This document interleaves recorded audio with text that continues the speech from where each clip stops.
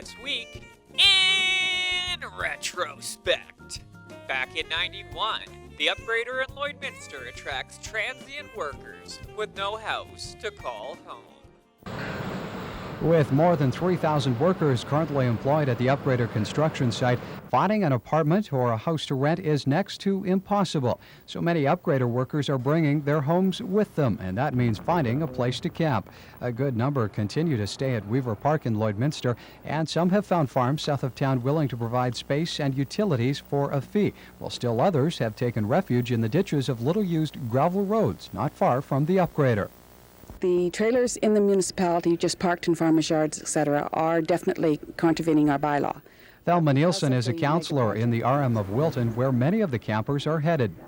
But because of the mega project of the upgrader and the knowledge of the need of the people to find a place to stay, we are ignoring the fact that they're there.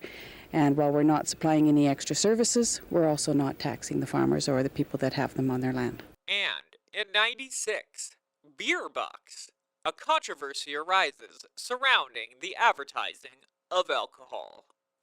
It was a routine application to Lloydminster City Council for a beer gardens at a slow pitch tournament August 23rd to the 25th that sparked this controversy, an application that City Councillor Bob Myers has voted in favor of many times in the past. However, this time he voted the other way. I think it's a poor mix, and I think particularly where young people are involved, it gives them the wrong impression of what is right.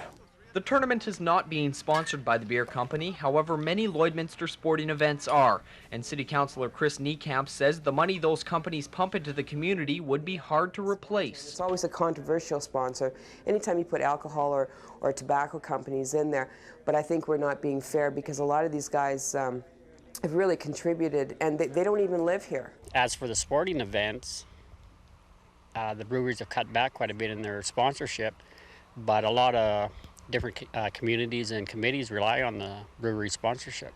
And that's all for this week in Retrospect. Retrospect this week is brought to you by Webb's Ford.